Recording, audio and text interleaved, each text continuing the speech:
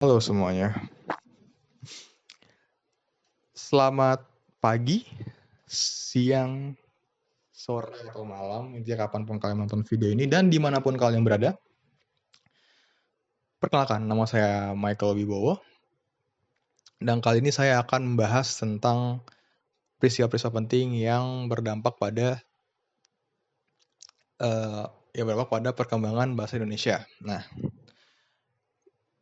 di sini sebelum kita mulai, mungkin teman-teman sudah menonton video dari teman-teman saya sebelumnya yang membahas sejarah bahasa Indonesia itu sendiri di Indonesia, dan juga mungkin kelahirannya atau mungkin materi-materi lainnya ya. Di situ ada sedikit pembahasan tentang cikal bakal berdirinya bahasa Indonesia atau terbuatnya bahasa Indonesia. Dan izinkan saya melakukan sedikit kelas balik yang dimana bahasa Indonesia itu ya dibentuk atau berasal dari bahasa Melayu. Dan bahasa Melayu itu juga sudah digunakan pada zaman Kerajaan Sriwijaya dan bisa ditemukan di prasasti yang berasal dari tahun 683 sampai 686 Masehi. Nah, untuk detailnya bisa nonton video teman saya. Nah, selanjutnya kita akan masuk ke dalam proses kelahirannya, ya, di mana bahasa Indonesia itu sendiri walaupun belum secara resmi diakui, tapi sudah bisa diterima oleh masyarakat luas dan lebih tepatnya oleh para pemuda, yaitu pada tahun 1928 dan tepatnya pada 28 Oktober. Di situ tuh para pemuda melakukan ikrar janji Sumpah Pemuda, yang dimana di salah satu butir sumpahnya itu berbunyi, kami putra dan putri Indonesia menjunjung tinggi bahasa persatuan, bahasa Indonesia. Yang dimana secara langsung mereka sudah atau secara langsung mungkin secara langsung ya, mereka sudah bisa menerima bahasa Indonesia sebagai bahasa persatuan, bahasa yang digunakan dalam sehari-hari. Dan tidak lama setelah itu, pada tahun 1945, tepatnya sehari setelah proklamasi kemerdekaan, pada tanggal 18 Agustus, pemerintah resmi menandatangani Undang-Undang Dasar Republik Indonesia, yang dimana di salah satu pasal ya, pasal 36, itu dinyatakan bahwa bahasa Indonesia adalah bahasa resmi yang digunakan untuk nasional, kalau lebih seperti itu.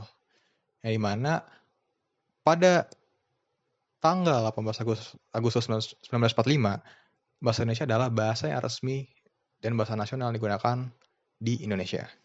Nah, sekarang kita akan masuk ke dalam inti topik pembahasannya, yaitu adalah perkembangan bahasa Indonesia.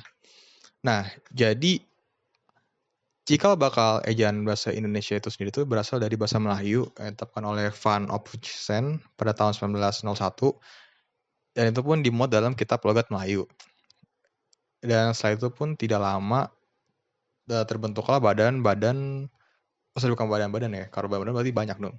Lebih tepatnya badan penerbit buku-buku. Nah, jadi ada badan penerbit buku yang diberi nama Comité for the Volkslitteratur, itu teman bacaan rakyat, pada tahun 1908. Dan badan penerbit ini pun berubah menjadi Balai Pustaka ya namanya pada tahun 1917, dan menghasilkan banyak sekali literatur seperti Siti Nurbaya, Asal Asuhan, dan lain sebagainya. Dan pada tanggal 1928, di sini diketahui bahwa pada tanggal 28 Oktober itu, sekali lagi, para pemuda dari daerah seperti Sumatera, Jawa, Sulawesi, dan lainnya berkumpul, dan terjadi peristiwa yang sangat penting dalam perkembangan bahasa Indonesia itu sendiri, yaitu dengan Sumpah Pemuda. Dan salah satu butir dalam Sumpah Pemuda itu adalah sekali lagi, kami dan putra-putri Indonesia menjunjung tinggi bahasa persatuan bahasa Indonesia, yang dimana pada saat inilah bahasa Indonesia itu dianggap sebagai bahasa persatuan. Dan lalu sebuah angkatan sastrawan muda yang dipelopori oleh Sultan Takdir Ali Syabana, Sanusi Pane, dan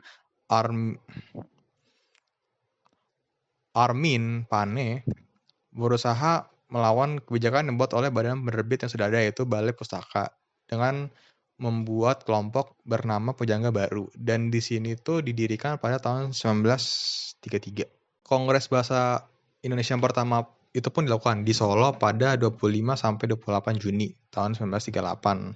Dan hasil kongres ini tuh secara umum menyimpulkan bahwa pembinaan dan pengembangan bahasa Indonesia itu dilakukan secara sadar oleh cendekiawan dan budaya Indonesia pada saat itu. Jadi pada intinya adalah di kongres ini tuh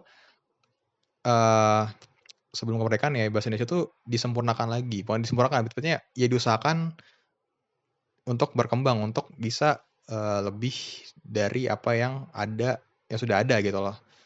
Dan itu tuh dilakukan secara sadar gitu, dilakukan secara sadar tanpa adanya paksaan sama sekali gitu ya. Nah, terus kita lanjut lagi ya. Dan terus juga pada tahun 1945, tepatnya pada 18 Agustus, sehari setelah kemerdekaan Indonesia, Undang-Undang Dasar Indonesia tahun 1945 pada pasal 36 itu sudah ditetapkan bahwa bahasa resmi yang digunakan dalam bahasa Indonesia sebagai bahasa nasional itu adalah bahasa Indonesia. Itu dia.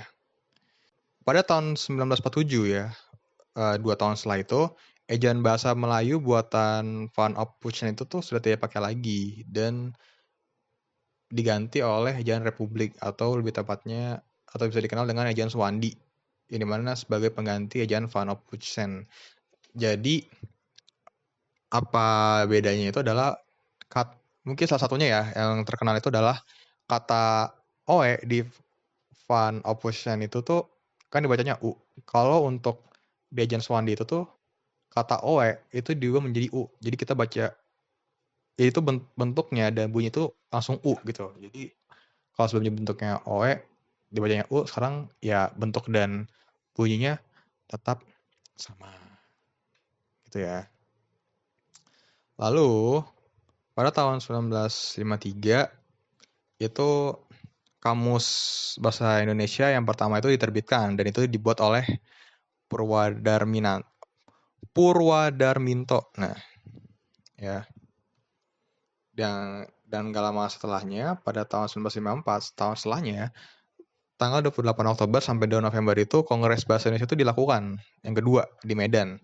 Dan hasil kongres itu mengamanatkan atau mempercayakan untuk terus-menerus menyempurnakan bahasa Indonesia yang diangkat sebagai bahasa kebangsaan dan ditetapkan sebagai bahasa negara.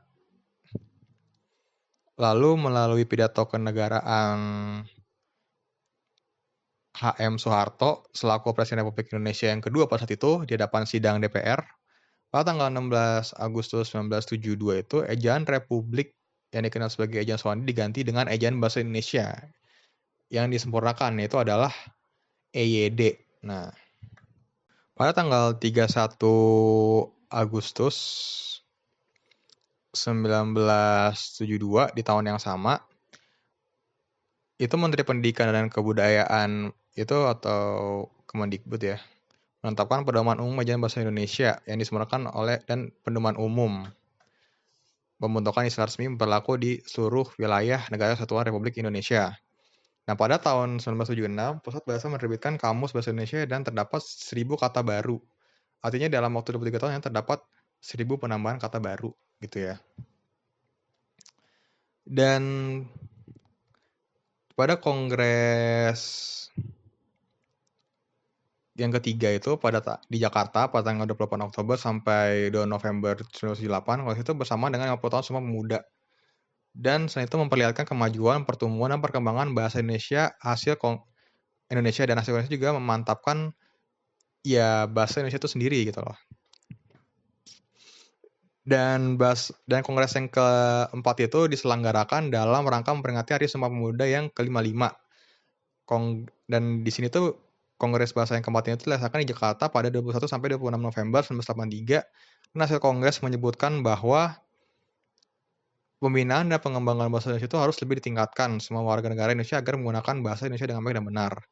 Dan untuk yang kelima itu tuh sekitar 700 pakar bahasa Indonesia itu dari seluruh Nusantara, 6 peserta muda negara sahabat seperti Brunei, Darussalam, Malaysia, Singapura, Belanda, dan Jerman, dan Australia. Kongres ini pun dilakukan di Jakarta pada tanggal 28 Oktober sampai 3 November 1988 ya. Yang dimana di sini pun juga ya mereka mempersembahkan karya besar Pusat Pembinaan dan Pengembangan Bahasa Indonesia, yaitu Kamus Besar Bahasa Indonesia dan Tata Bahasa Baku Bahasa Indonesia. Dan kongresnya yang ke-6 itu di tahun 28 sampai 2 November tahun 1993, Kongres mengusulkan agar Pusat Pembinaan dan Pengembangan Bahasa ditingkatkan statusnya menjadi Lembaga Bahasa Indonesia, serta mengusulkan disusunnya Undang-Undang Bahasa Indonesia. Terus untuk yang ke-7-nya sekitar tanggal 26 sampai 30 Oktober. Nah, di sini tuh intinya diusulkan bahwa dibentuk Badan Pertimbangan Bahasa. Dan ini memiliki anggota dari tokoh masyarakat dan pakar yang mempunyai kepedulian soal bahasa Indonesia.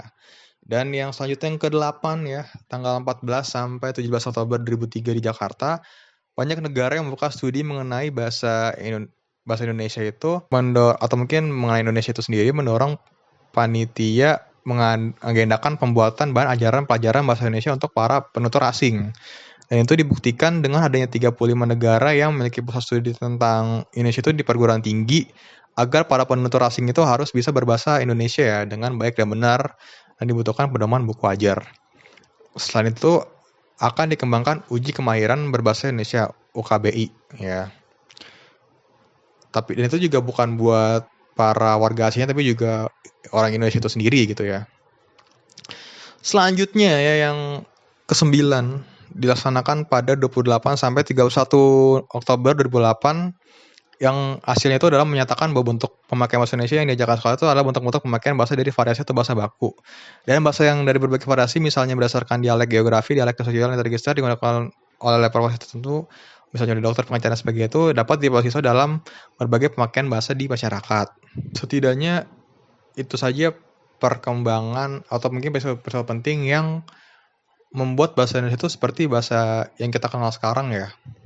Dan itu saja kurang lebih apa yang bisa saya sampaikan di video kali ini. Kurang lebihnya mohon maaf. Selamat pagi, siang, sore, dan malam.